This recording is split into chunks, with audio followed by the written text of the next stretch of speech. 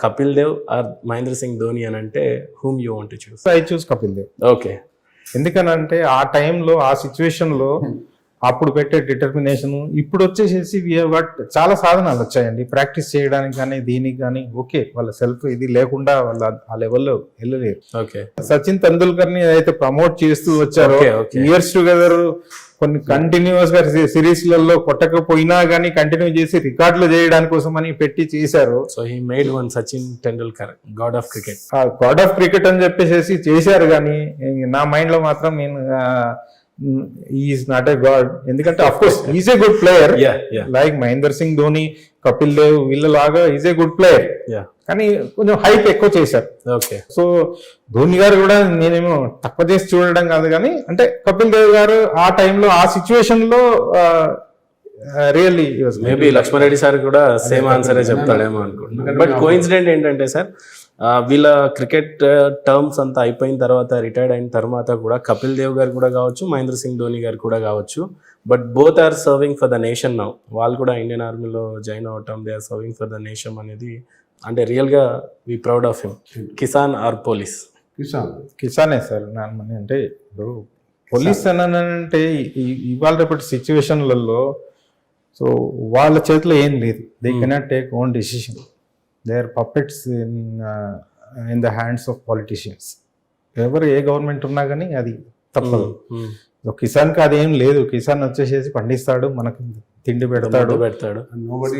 Support price also. Even though నేను police కాకపోయినా customs and central excise superintendent గా retire అయ్యాను నేను ఆఫ్టర్ ద ఎయిర్ ఫోర్స్ తర్వాత. నేను it is almost police duty దీంట్లో కూడా. ఎందుకంటే సెంట్రల్ ఎక్సైజ్ లో మేము use to make raids, all ఫ్యాక్టరీస్కి వెళ్ళేసేసి ఎండీలను కూడా అరెస్ట్ చేసి కక్కిచ్చాము డబ్బులు. ఇవన్నీ almost income tax, central excise. అప్పుడు సెంట్రల్ ఎక్సైజ్ అంటే భయపడే వాళ్ళు అందరూ. సో ఆ సిచ్యువేషన్ ఉండే స్టిల్, ఎందుకంటే ఎవరి ప్రెషర్లు వాళ్ళకు ఉంటాయి. సో అదే ఫార్మర్ కి అయితే అది ఉండదు. ఫార్మర్ అంటే దేశానికి అన్నం పెట్టేవాడు. ఫార్మర్ కి రెస్పెక్ట్ ఇవ్వాల్సింది ఇవ్వాలి. అప్పుడు మీరు చేస్తున్నప్పుడు ఇందిరాగాంధీ గారిని చూశారు, ఇప్పుడున్న కరెంట్ ప్రైమ్ మినిస్టర్ మోడీ గారిని చూశారు. సో ఇందిరాగాంధీ ఆర్ నరేంద్ర మోడీ అని అంటే మీరు ఎవరిని సెలెక్ట్ చేసుకుంటారు? 100% Narendra Modi. There is no doubt. అంటే ఇప్పుడు మీరు ఎక్కడైనా ఎమర్జెన్సీ సిచ్యువేషన్ ఏమన్నా వచ్చిందండి, అప్పుడు ఎమర్జెన్సీ ఎందుకు పెట్టారు? వాళ్ళకి ఇప్పుడు ఆమె పవర్ పోతుందని చెప్పేసి ఎమర్జెన్సీ పెట్టింది.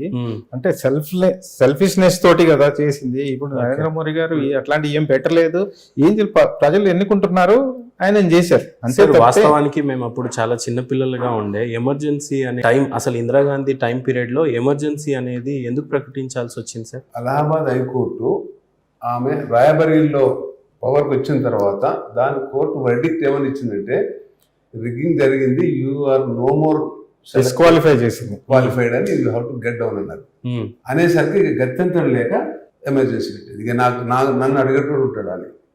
That was the reason. ఆలోగా జయప్రకాష్ నారాయణ ఉద్యమం అది కొంచెం అదే అయిపోయింది. అప్పుడు అదే అయిపోయింది. జనతా పార్టీ స్టార్ట్ అయిపోయి 77 సంజయ్ గాంధీకి కూడా లిఫ్ట్ ఇచ్చింది. అప్పుడంతా అనే చేసేది చాలా. అప్పుడు పెద్దనే 76, 77 లో.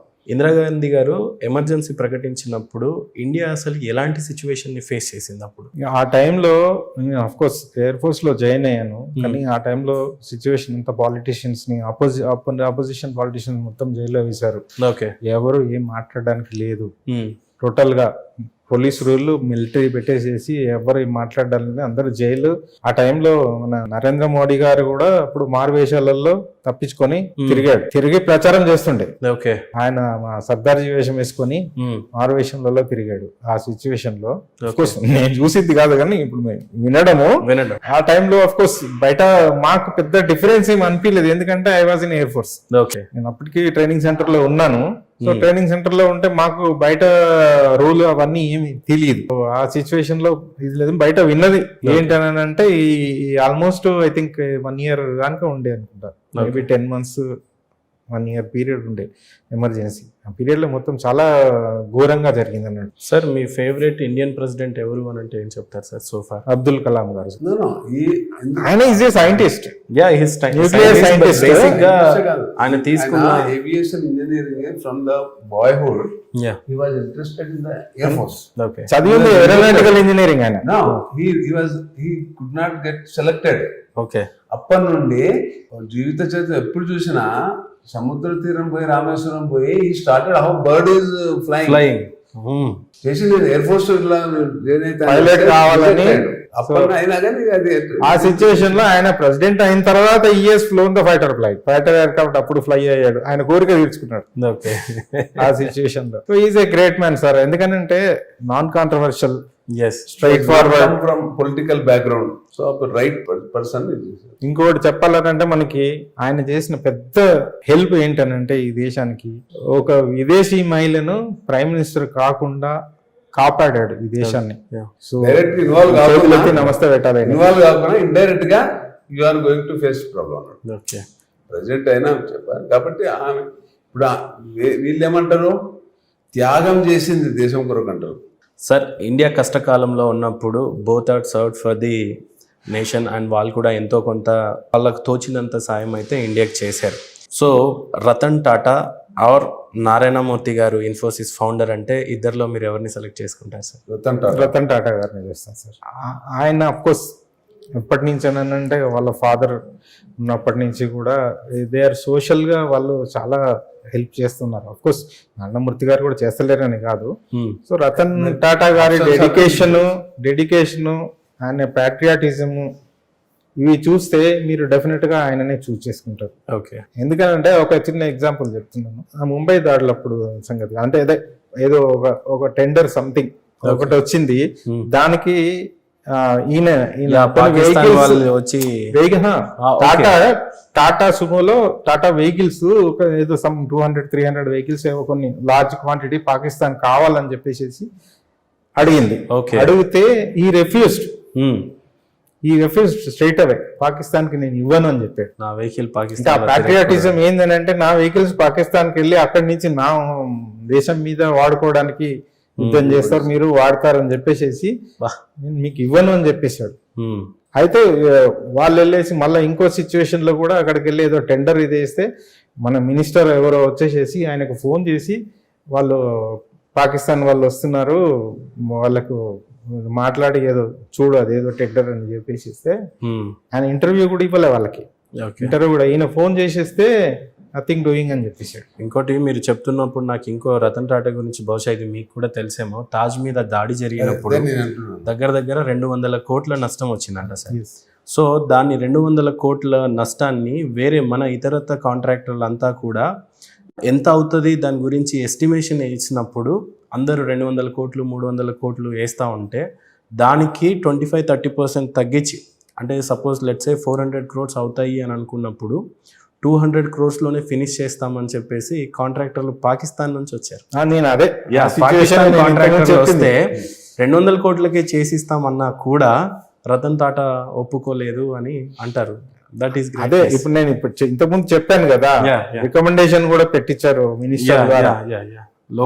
ఆ టైంలో ఉన్న గవర్నమెంట్ మినిస్టర్ రికమెండేషన్ కూడా చెప్పి ఫోన్ చేస్తే రిఫ్యూజ్ చేశారు అని చెప్పేసి అన్నాను.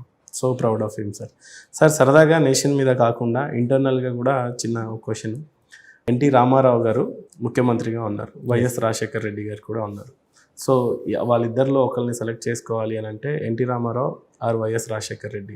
ఎన్టీ రామారావు సెల్ఫిష్ మనిషి కాదు. Rajasekhar Reddy of course he has done, కానీ రాజశేఖర్ రెడ్డి చాలా జాయిన్ అయినప్పుడు అంటే చీఫ్ మినిస్టర్ కాకముందు ఆయన ఆస్తులు చూడండి, చీఫ్ మినిస్టర్ అయిన తర్వాత ఆయన కొడుకుకు చేసిన సపోర్టు ఇది చేసేసి కొడుకు చేస్తున్న అఘాయితీయాలని కూడా ఆయన ఆపకుండా ఇవన్నీ సపోర్ట్ చేసుకుంటూ వచ్చాడు. ఓకే, ఇండైరెక్ట్ ఇప్పుడు నాకేం తెలియదు అనడానికి లేదు కదా. ఆ టైంలో చూసాం కదా, మనం అందరం చూసాం, ఎక్కడ చూసినా జగన్ జగన్ జగన్. ఆ టైంలో ఎన్టీ రామారావు గారు ఆయనకు బోల్డ్ అంత ఉంది ఆస్తి, ఆయన ఇంకా చేతుల నుంచి పెట్టాడు ఖర్చు, కానీ ఆయన నయా పైసా ఆయన జమ చేసుకుంది లేదు. స్ట్రైట్ ఫార్వర్డ్ గా ఆయన ఉన్నాడు. First prime minister take 1 rupee chief minister. Okay 1 rupee doctor కాదు salary use to take 1 rupee. NT Rama Rao గారు అవసరం లేదు సార్ ఆయనకి ఇప్పుడు. Correct sir correct. కాకపోతే స్కీమ్స్ కొన్ని ఫెయిల్ అయినాయి. ఓకే 60 నుండి 58, 55 ఇచ్చాడు. దాన్ని కోర్టు కేసు పోయిన తర్వాత వాళ్ళకి గెలిచి వచ్చి కంపెన్సేషన్ అంతా తీసుకున్నారు. రిటైర్మెంట్ ఏజ్ ఉద్దేశం ఏంటంటే మీరు చేయాల్సిన 20-30 సంవత్సరాలు చేసిర్రు, ఇక 25 ఏళ్ళ నుంచి 55 ఏళ్ళు 30 సంవత్సరాలు చేసిర్రు, ఇంకేం కావాలి? మీ కొడుకులకు అవకాశం వస్తుంది కాబట్టి రిటైర్మెంట్ ఏజ్ 58 to 55 చేశాడు. సార్ ఇంకో జన్మంటూ ఉంటే మళ్ళీ ఏ ఆఫీసర్గా పుట్టాలని సార్? నేను ఒక రైతుగా పుట్టాలనుకుంటానండి. ఎందుకనంటే చిన్నప్పటి నుంచి my ambition was to do cultivation. వ్యవసాయం చేయాలని నేను అనుకున్నాను. అఫ్ కోర్స్ నాకు కొన్ని ల్యాండ్స్ ఉండేది. మా father around 30 acres 40 acres land ఉండే, అది కొంచెం మంచి ల్యాండ్ కాదు కానీ. సో నేను ఈ లోపల ఇంటర్మీడియట్ చేస్తున్న టైంలోనే సడన్ గా ఎయిర్ ఫోర్స్ లో జాయిన్ చేయడం జరిగింది. జాయిన్ అయిపోయిన తర్వాత ఐ థాట్ నేను రిటర్న్ వచ్చిన తర్వాత వ్యవసాయం చేస్తానని అనుకున్నాను. 15 years తర్వాత 91 లో నేను వచ్చేసరికల్లా మా ఫాదర్ 90లోనే అన్ని ల్యాండ్స్ అమ్మేశారు. సో ఆ సిచ్యువేషన్ లో నేను కోరిక తీర్చుకోలేకపోయినా స్టిల్ నేనేం చేస్తున్నానంటే ఇప్పుడు అఫ్ కోర్స్ అక్కడ ఒక 2-3 ఎకరాలు కొనుక్కున్నాను. So I'm doing. నేను ఇంట్లో కూడా నాకు రూఫ్ టాప్ లో గార్డెన్ పెట్టుకున్నాను, కూరగాయలు అవి పండించుకుంటున్నాను. ఇంట్లో అది గార్డెనింగ్ ఇప్పుడు రిటైర్ అయిన తర్వాత ఇంకా హ్యాపీగా ఉన్నది.